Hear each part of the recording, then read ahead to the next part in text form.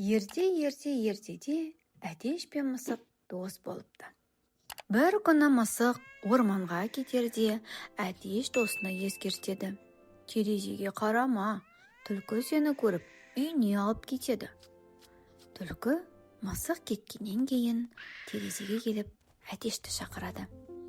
Әтеш бар даусымен мысықты көмекке шақырады. Мысық алыс кете қоймаған екен. Көмекке келіп қайта орманға кетеді.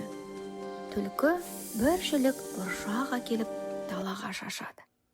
Әтеш бұршақты көріп шыдай алмай далаға шығады. Сөйтіп түлкі алдап үйіне әтешті шақырады.